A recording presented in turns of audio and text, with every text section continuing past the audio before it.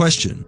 Can you go through our joint history with Sirius, as well as the involvement of Orion and the Pleiades, Zeta Reticuli, Lyra, Arcturus and any other civilization that Earth may have had contact with? What is the true history of humans? Answer. Going through the entire history of humans and the involvement of alien civilizations in its development would take an entire tome of a book to be explained, and we actually feel that crowding yourself with that type of info is not something that works to your benefit. You can have many names for planets, galaxies, alien races, etc., but it won't serve you much in the long run. If this doesn't answer your question, we will mostly say that many alien races wanted to be in charge of planet Earth, and many of them had their say when creating the basis for what human beings now are, but once again, names are just that. We are mostly concerned with general concepts and what we actually want to share through our conduit at this time of our process. Question. Is it true that whales are the most spiritually evolved species on Sirius? Is that the same on Earth? Answer. If you can fathom that souls can come to Earth and inhabit a human body, you can probably also accept that a soul can come to Earth and inhabit the body of a whale. They are just a different type of humans, if you want to consider them as such. The type of living beings across the universe is way too vast to consider a single one of them as the most evolved. The universe is constantly changing and is constantly evolving. Whales and other beings like them simply adapt faster than humans do. Question. My Pleiadian soul family on Earth has betrayed me. Do we sometime come to Earth, to assist in the parting of ways on the soul level, for the purpose of evolution? Answer. We would advise you on abandoning concepts of what your origins are and where yours and the souls of those of your relatives come from. As we have said before, this type of information doesn't truly serve a purpose other than distracting you from what should be an otherwise clear path to walk on. But to answer your questions, yes, groups of souls come to Earth to fulfill missions, and sometimes part of their mission is to keep each other in check. The way the lives of soul groups is played is sometimes unpredictable as well, since most humans fully forget what their purpose to come to Earth is the very moment they're born. You have your own path, which you must find for yourself if you haven't done so already. The path of everyone else in your family or your soul groups is their own. If you can assist them, do so. If they can assist you, let them. But other than that, your main goal is to do what you're supposed to be doing with your life at this very moment. Question. Are we all cells in God's body? Answer. We are all God. We're not cells. We are all one entity. Question. How many higher selves can we have? Is our highest soul octave for everybody the Godhead? Do the amount of soul layers define how evolved and powerful we are?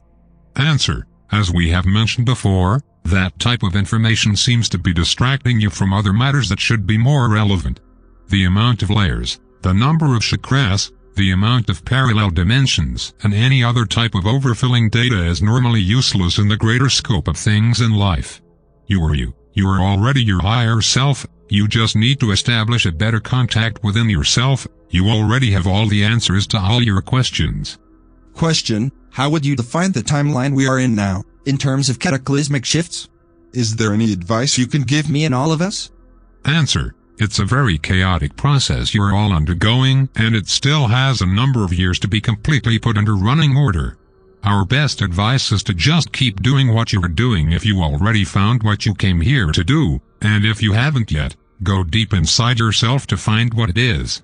And even if you don't find it, maybe that's precisely what you came here to do. Remember that many souls were born in human bodies just to serve as vibration regulators and nothing else. They don't need to find a higher purpose in life. They don't need to find a mission. They don't need to do anything other than staying alive. I know this may sound like a weird concept to you, but existence in itself does not live to make sense to anyone. Existence just is.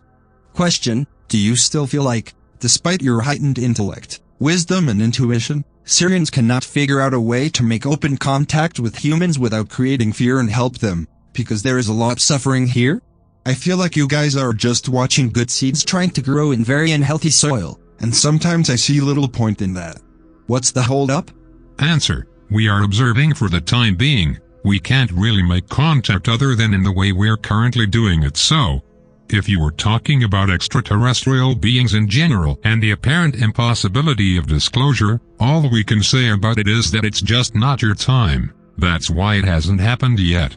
There is a need for a massive restructuring of human society before open contact with aliens can take place.